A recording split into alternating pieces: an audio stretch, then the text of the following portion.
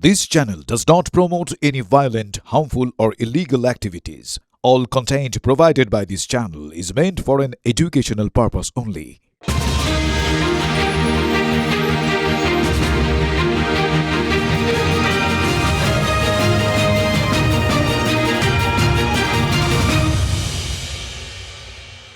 ঘরে ঢুকেই চ্যালেঞ্জ গানের সুরে 10,000 কণ্ঠে বন্দে মাতরম শুনল যাদবপুর। মুখ্যমন্ত্রী শুভেন্দু অধিকারীর নেতৃত্বে একেবারে বিশ্ববিদ্যালয়ের নাকের ডগায় বলা যায়। আপনি একা আজকে বেলা 3টে বন্দে মাতরমের 4টে স্ট্যান্জা গান করে শুনিয়ে দিন। বন্দে মাতরমের 4টে স্ট্যান্জা গান করে শুনিয়ে দিন। আর যদি আজকে আপনি না পারেন বন্দে মাতরমের 4টে স্ট্যান্জা, তাহলে বাংলার জোকার হিসেবে পশ্চিম বাংলায় আপনার পরিচয় থাকবে। 100 দিনের কাজের লোকেদের নিয়ে নাকি মিছিল করছেন যাদবপুরে, অ্যাকচুয়াল যাদবপুরের কে আঘাত করবার জন্য। 100 দিনের কাজের লোকেদের নিয়ে গেছে, বেচারা 6 ঘন্টা কাজ করত, এখন তাদের 14 ঘন্টা কাজ করতে হয়। খবর রাখেন? বিশ্ববিদ্যালয়ের কাছে দাঁড়িয়ে এবার সরাসরি মুখ্যমন্ত্রী চ্যালেঞ্জ ছুড়লেন, যে কারণে আজকে সেই চ্যালেঞ্জ দিয়েই আমি ঠোঁটকারা শুভজিৎ সেটা শুরু করলাম। কি চ্যালেঞ্জ? হয় ওরা থাকবে নয় আমরা, এই চ্যালেঞ্জ ছুড়ছেন মুখ্যমন্ত্রী শুভেন্দু অধিকারী। আমি অসুখও জানি, ওষুধও জানি। और मेरा विद्यार्थी परिषद का पूरा जो लड़का लोग पूरा देश में जेएनयू, दिल्ली, हैदराबाद, उस्मानिया सबको आप लोग सुधार दिया है विद्यार्थी परिषद। अभी तो जादवपुर बाकी है, ये भी हो जाएगा। राष्ट्रवादी जागरण हो गया है, ये रुकने वाला कोई नहीं है, ये आंधी है। এত সাহস!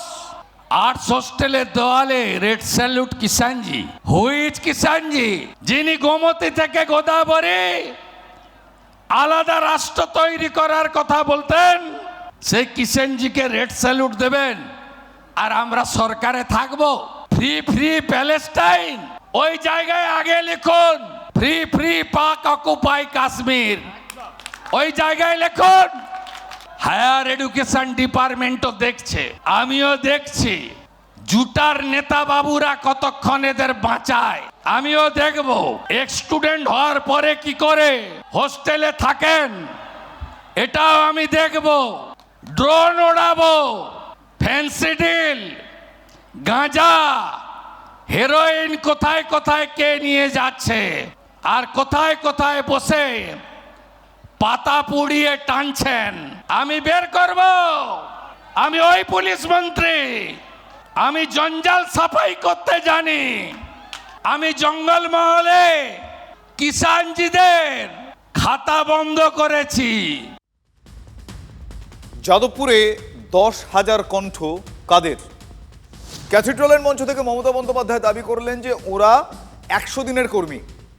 100 দিনের কর্মীরা শুভেন্দুর মেগা ইভেন্ট ভরিয়েছেন, এটা মমতা বন্দ্যোপাধ্যায় দাবি করছেন। 100 দিনের কাজের লোকেদের নিয়ে নাকি মিছিল করছেন যাদবপুরে, অ্যাকচুয়াল যাদবপুরের কে আঘাত করবার জন্য। 100 দিনের কাজের লোকেদের নিয়ে গেছে, বেচারা 6 ঘন্টা কাজ করত, এখন তাদের 14 ঘন্টা কাজ করতে হয়। খবর রাখেন? দেখুন, এখানে একটা প্রশ্ন না মাথায় আসছে যে বিজেপির কি লোক কম পড়িয়াছে, মানে এটা প্রশ্ন। মানে যে দলটা এখন সরকারে, সেই বিজেপিকে 10,000 কণ্ঠের জন্য ওই 100 দিনের কর্মীদের উপর নির্ভর করতে হচ্ছে। মমতা মনে করেন বিজেপি করার লোক নেই, তাই কখনো 100 দিনের কর্মী, কখনো পুলিশ নিয়ে নাকি পরিস্থিতি ভরাট করতে হয়। রাজ্যের পুলিশ নাকি এখন কোট আনকোট বিজেপির কর্মীর কাজটি করছেন, পুলিশি সন্ত্রাস চলছে নাকি, মমতা বন্দ্যোপাধ্যায় মনে করেন। তৃণমূল ছাত্র পরিষদের ক্যাথিড্রালের মঞ্চ থেকে সেই পুলিশের বিরুদ্ধেই সরাসরি যুদ্ধ ঘোষণা করে দিলেন মমতা বন্দ্যোপাধ্যায়। কি বললেন? বললেন মামলা এবার পুলিশের বিরুদ্ধে হবে। শুনুন। এবার আমার কেস পুলিশের বিরুদ্ধে।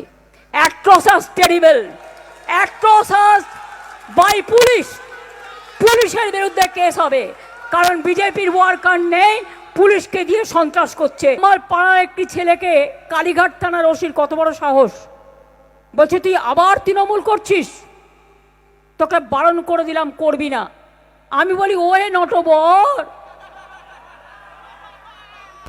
ওয়ে গদাধর, ওয়ে দলদাস, ওহে কৃতদাস, কত পেয়েছ মনে রাখো। যার কথাই করছো তাকে শেষ পর্যন্ত আইনি লড়াই আমরা তো দেখবই। মার্কশিট ভাঙতে গিয়ে কি করতে গেছিলেন? গ্যাস কাটার নিয়ে কি করতে গেছিলেন? চুরি করতে? আগেও তো সব নিয়ে গেছেন, আগেও তো সব নিয়ে গেছেন। তো কি করতে গেছিলেন? লুট করতে। যাদের অ্যারেস্ট করেছেন পুলিশ ক্যামার্কশিটে গেছিল বলে, কেন করেছেন অ্যারেস্ট? আপনাদের বিরুদ্ধে তো কেস হওয়া উচিত। আপনারা অন্যায় করেছেন, আপনারা গ্যাস কাটার নিয়ে গেছেন, আপনারা নোটিশ নিয়ে যাননি, একটা নোটিশ দেখাতে পারেননি। যে পুলিশরা তার কথায় অত্যাচার করছেন তারা জেনে রাখবেন ছাতা কিন্তু মাথার ওপরে থাকবে না, ছাতাটা মানুষের ওপরে থাকবে। আজকে বিজেপির চারিদিকে পোস্টার লাগিয়ে রেখেছেন, একটাও খুলতে পারবেন? আমার বাড়ির সামনেও তো পোস্টারে ভর্তি করে দিয়েছেন, একটাও খুলতে পারবেন? সেই বুকের পাটা আপনাদের নেই। বিজেপি বললে বুকের পাটা 50 ইঞ্চি হয়ে যায়, ওটা মেপে রাখুন ভালো করে। এই পুলিশি সন্ত্রাস বন্ধ করবই, করবই, করবই। আজকে রাখি বন্ধনের দিন প্রতিজ্ঞা করে গেলাম। করে আপনাদের ওপর আমার কোনো রাগ নেই। আমি চাই আপনারা আইন মেনে চলুন। রক্ষক আইনের রক্ষক, রক্ষক যদি ভক্ষক হয় তাহলে মনে রাখবেন জনগণ হয়ে যায় তক্ষক। পুলিশের বিরুদ্ধেই রাগ নেই, অথচ পুলিশের বিরুদ্ধে এবার মামলা করবেন বলছেন। মমতার রাগ তাহলে কার ওপর? পুলিশ মন্ত্রী শুভেন্দু অধিকারীর ওপর? এ প্রশ্নও কিন্তু উঠছে। বাবুরা 40টা গাড়ির কনভয়, বাপরে বাপ, ঘেপু বাজছে, লোকের রাস্তা বন্ধ করে দিচ্ছে। আমি তো সেই পাড়াতেই থাকি, জন্ম থেকে যেখানে আছি। আমাকে তো কোনোদিন পাড়া চেঞ্জ করতে হয়নি। আমায় নাকি বেরোতে দেবেন না। বুকের পাটা কত বড়, সাহস কত বড়। আগে তো উপাসনা, প্রিয়াঙ্কা, পাপাই, ময়নাদের আগে ফেস করুন, তারপর আমায় করবেন। প্রতিদিন রাত 10টায় ইচ্ছে করে দুটো পাগল পাঠিয়ে দিচ্ছে আমার বাড়িতে মদ খাইয়ে, উল্টো পাল্টা গালাগালি দিচ্ছে আর হামলা করছে। তৃণমূলকে বড্ড ভয়। তুমি এক কাজ করো, 17ই এসি চালিয়ে ঠান্ডা ঘরে লেপ মুড়ি দিয়ে ঘুমাও। এত ভয় পেলে চিন্তা নেই, পুলিশ তোমাকে পাহারা দিয়ে দেবে। এরপর আমার শুরু হবে জেলা সফর। পারমিশন না পেলে রাস্তায় রাস্তায় হাঁটবো। পারলে পুলিশ করে দেখাও, পারলে বিজেপি লড়ে নাও। আমরা দেখতে চাইছি বৃষ্টিতে কি করে হাঁটেন, তারপর বলছে রাস্তা ভাঙা পড়ে গেলাম, এরকম যেন না বলে। মনে রাখবেন গায়ের জোরে সবকিছু চলে না। কত ডিম আছে, কত ইট আছে, কত গুন্ডা আছে, কত পাথর আছে। 14,000 কেস দিয়েছেন তো, সুপ্রিম কোর্টে কল্যাণ লড়ছে, আমিও যাব। আর দরকার হলে ইন্টারন্যাশনাল কোর্টেও যাব। মনে রাখবেন সরকারও ফাঁসবে, আর যারা গ্রেপ্তার করছেন তারাও ফাঁসবেন। আর তখন আমি দেখব যারা আজকে এই অত্যাচারগুলো করছেন তারা কোথায় থাকবেন। এখন থেকে ঠিকানাটা ঠিক করে রাখুন। ঠিকানা না থাকলে আমি করে দেবো, কোনো অসুবিধে নেই। আর পুলিশের অবস্থা হয়েছে শাঁখের করাতের মতো। যখন যে ক্ষমতায় পুলিশকে শুনতে হয় সেই শাসকের সে দলদাস। শুভেন্দু বিরোধী দলনেতা থাকাকালীন তিনি যখন বিরোধী দলনেতা ছিলেন সেই সময় এই পুলিশের বিরুদ্ধে তিনিও বারবার তোপ দেখেছেন। এখন মমতা বন্দ্যোপাধ্যায় একই কাজ করছেন। মমতা বন্দ্যোপাধ্যায় আজ ঝাঁপিয়ে পড়ে পুলিশের বিরুদ্ধে প্রতিরোধ গড়ে তোলার কথা বললেন। সুপ্রিমো মানে তৃণমূল সুপ্রিমোর এই বার্তা কি টিম অভিষেকের কানে আগেই পৌঁছে গিয়েছিল? বৃহস্পতিবার রাতে অভিষেক বন্দ্যোপাধ্যায়ের ক্যামাক স্ট্রিটের অফিসে সেখানে যে বিলবোর্ড, সেই বিলবোর্ড ভাঙতে গিয়ে পুলিশ বাধা পায়। পুরসভার আধিকারিকদেরও সেদিন হেনস্থা করা হয় বলে অভিযোগ ওঠে। অভিষেক বন্দ্যোপাধ্যায় নিজেও সে সময় অফিসে ছিলেন। আর বৃহস্পতিবার রাত থেকেই এই নিয়ে কিন্তু জলঘোলা চলছে। ক্যামাক স্ট্রিটে কেন পুলিশ? মমতা বন্দ্যোপাধ্যায় যে বিলক্ষণ চটে গিয়েছেন সেটা কিন্তু আপনাদের আমরা আগেই শুনিয়েছি। আর এই বিষয়টা আদালত পর্যন্ত গড়ায় খুব স্বাভাবিকভাবে। 13 জন তৃণমূল কর্মীর জামিন আজ খারিজ হয়ে গিয়েছে। দলের ছাত্র সংগঠনের সভায় এ নিয়ে অভিষেক বন্দ্যোপাধ্যায়কেও গলা তুলতে হয়েছে সপ্তমে।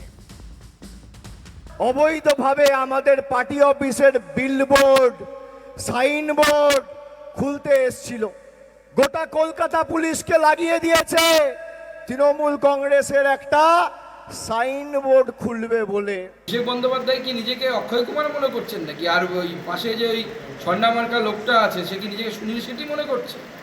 যদি মনে করে তাহলে তো মুশকিল, তাহলে পুলিশকে তো ব্যবস্থা নিতে হবে এদের।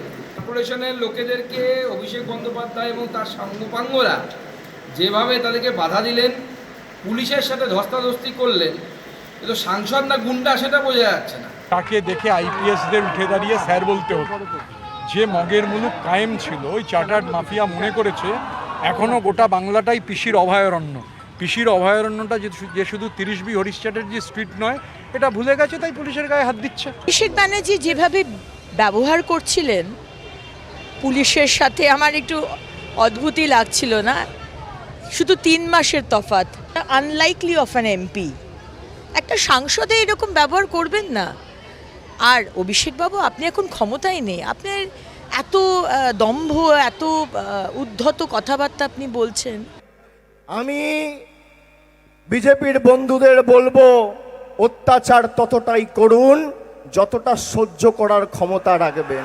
মানে গভর্নমেন্ট সার্ভেন্টকে বাধা দেওয়া হয়েছে সরকারি কাজের ক্ষেত্রে, ওই ভিত্তিতেই কেস করা হয়েছে। এবং আমরা ভিডিও ফুটেজ অ্যানালাইজ করছি এবং দেখছি কি কারা কারা ছিল যারা ধাক্কাধাক্কি করছে। চিত্তরা বারবার করে বললেন, উনারা অর্ডার দেখালেন না। উনারা কি করলেন? উনারা চলে এলেন ভেতরে এসে অফিসের মধ্যে আমাদের কর্মীরা ন্যাচারালি তারা তো অবাক হয়ে গেছে। যেভাবে একেবারে বলপূর্বক ঢোকার চেষ্টা এবং বৈধ কাগজপত্র ছাড়া, ফলে আমাদের দল ও আইনি ব্যবস্থা নিচ্ছে। এটা তো মমতা বন্দ্যোপাধ্যায়কে তারা ভয় পান। যেতেই পারেন, কিন্তু এখন আপনাদের সরকার চলছে না, অন্যায়গুলো আর চলবে না। যেখানেই দেখবেন অত্যাচার প্রতিরোধ, আপনার সামনে কাউকে অ্যারেস্ট করে নিয়ে গেলে ঝাঁপিয়ে পড়ুন, দেখি কত কারাগার আছে। এবার আসে অগ্নিমিত্রা পাল বিষয়। অগ্নিমিত্রা পাল নরম হলেন। দুধ গরম নিয়ে যা গরম হয়েছিলেন তার এক বিন্দুও কিন্তু নেই। কলকাতায় বাড়িতে নেই কেন? ফুটপাতে রান্না করছেন কেন? রান্না করছেন বাচ্চা কেন? এখানে দুধ গরম করবে? ফুটপাতের মধ্যে বাচ্চা দুধ গরম হবে? হয়তো আমি আবারও বলছি, বলার আমি প্রচণ্ড রেগে গেছিলাম এবং আমি ভীষণ মন থেকে রাজনীতিটা করি, তাই এত ভেবে চিন্তে আমি কথাটা বলি না। সেটা বলাটা আমার অবশ্যই অন্যায় হয়তো হয়েছে। এটা হচ্ছে খেলায় না পড়লে বিড়াল গাছে ওঠে। সেদিন পার্ক স্ট্রিটের ফুটপাথে বাচ্চার দুধ গরম করার বিষয়ে তিনি অগ্নিশর্মা হয়ে উঠেছিলেন। আজ গড়িয়াহাটের ফুটপাথে থাকা বাচ্চাদের হাতে রাখি পরিয়ে দিলেন অগ্নিমিত্রা পাল। দেখুন সেই ছবি। মিষ্টি খাওয়ালেন, নিজেও রাখি পরলেন, হাসি মুখেই করলেন। সেই তিনি অগ্নিমিত্রা পাল, রাজ্যের মন্ত্রী অগ্নিমিত্রা পাল, যিনি পার্ক স্ট্রিটে বাচ্চার দুধ গরম করার সময় সেই সময় তিনি অগ্নিশর্মা হয়ে উঠেছিলেন। আপনাদের নিশ্চয়ই মনে আছে অগ্নিমিত্রা পালের সেই গরম বাণীর পর দিনে, মানে পার্ক স্ট্রিটের কথা বলছি, তার পরের দিনই হাজির হয়েছিলেন কুণাল ঘোষ। আর তারপরে মমতা বন্দ্যোপাধ্যায় কি বলেছিলেন? তিনি সীতা ওরফে ওই রশিদার পরিবারের দায়িত্ব নিতে তৈরি। হাওয়া ঘুরছে বুঝতে পেরে দ্রুত হস্তক্ষেপ করেন মুখ্যমন্ত্রী শুভেন্দু অধিকারী। জনতার দরবারে ডাক পড়ে সীতা ওরফে রশিদার পরিবারের। তো ওই মহিলাকে উনি উনার বাড়িতে রেখে দিচ্ছেন না কেন? হ্যাঁ, নিয়ে যান। তবে ওই মহিলা রাজি হলে তো, উনার লোকরাই তো উনার উপর কনফিডেন্স রাখছেন না। এখানেই পরিস্থিতি প্রশ্ন তুলছে, তাহলে কি গরম দুধের আঁচে পুড়েছেন অগ্নিমিত্রা? সরকারেরও মুখ পোড়ার জোগাড় করে ফেলেছিলেন কি? এখন নিশ্চয়ই হাঁপ ছেড়ে বেঁচেছেন তিনি। মুখ্যমন্ত্রীর নির্দেশ, সীতা ওরফে রশিদার পরিবারের থাকার জায়গার ব্যবস্থা হয়েছে। অগ্নিমিত্রা নিজেই সেই ভিডিও পোস্ট করেছেন। তাহলে কি হাঁপ ছেড়ে বাঁচলেন? আমরা তাকে হোটেলে রেখে সে শেল্টার হোমে উনি থাকবেন না। ওনার এক মেয়ে শেল্টার হোমে ছিল, কিন্তু উনি বলছেন আমি শেল্টার হোমে থাকবো না, অথচ সুন্দর শেল্টার হোম। ঠিক আছে, শেল্টার হোমে থাকবেন না, 4 দিন ধরে বাড়ি খুঁজে খুঁজে এই এলাকায় থাকবেন না, ওই এলাকায়। ওনার কিছু পছন্দ ছিল, কারণ উনি পার্ক স্ট্রিটের কিছু বাড়িতে অফিসে কাজ করেন। আমাদের কার্যকর্তা একটি হোটেলে তার চাকরিও দিয়ে দিয়েছেন, সেখানে তিনি কাজ করবেন। তারপরে একটি বাড়ি ঠিক করা হয়েছে, গতকাল রাত্রে তাকে সেখানে শিফট করিয়ে দেওয়া হয়েছে এবং তিনি ধন্যবাদ জানিয়েছেন মাননীয় মুখ্যমন্ত্রীকে। আপনারা জানেন নেপালে বিধ্বস্ত পরিস্থিতি, সেখানে এখনো পর্যন্ত জানা গিয়েছে 32 জন বাঙালি নিখোঁজ। তাদের পরিবারের সঙ্গে কথা বলছেন ভিডিও কলে উদ্বিগ্ন মুখ্যমন্ত্রী শুভেন্দু। হাত জোড় করবেন না দিদি, হাত জোড়, এটা আমাদের ডিউটি। হাত জোড় করতে হবে না, আপনি বলুন দিদি, আমরা আছি আপনার সাথে। পাওয়া যাচ্ছে, দুজনকে তো পাওয়া গেছে, আপনারা সবাই হাল ছাড়বেন না, আমরাও তো ওই প্রে টু গড। বলুন দিদি, বলুন বলুন। দমদমের দিদিকে বলছিলাম, যদি আপনি কিছু বলতে চাইছিলেন। যে অফিসার আছেন আনমিউট করুন, এটা মিউট আছে, আনমিউট করুন অফিসার যে আছে। দমদমটাকে দেন, তারপর তারকেশ্বর। আমার দিদির মেয়ে আর জামাই ওরা বসিরহাটে থাকেন, ওনারা শিক্ষক, নাম হচ্ছে স্বপন মণ্ডল আর মৌ মণ্ডল। সবাই চলে যায় গ্রুপ থেকে গেছে, আমার আলাদা করে কিছু বলার নেই, শুধু একটাই অনুরোধ, ওদের বাবার বয়স হচ্ছে 95 বছর, একটু তাদের একটু যদি কিছু খবর দেন।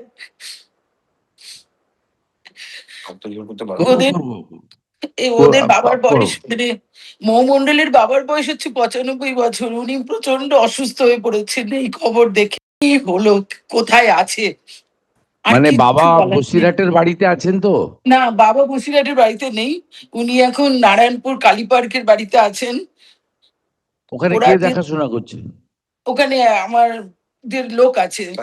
তিলোত্তমা কাণ্ডে সিবিআইকে 3 সপ্তাহের ডেডলাইন দিল হাইকোর্ট। 3 সপ্তাহের মধ্যে সিবিআইকে তিলোত্তমা কাণ্ডের তদন্ত শেষ করতে হবে, এমনটাই হাইকোর্টের নির্দেশ।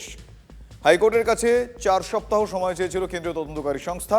অতিরিক্ত সময় চাওয়ার আবেদন আদালত খারিজ করে দিয়েছে। 24শে সেপ্টেম্বর মামলার পরবর্তী শুনানি রয়েছে।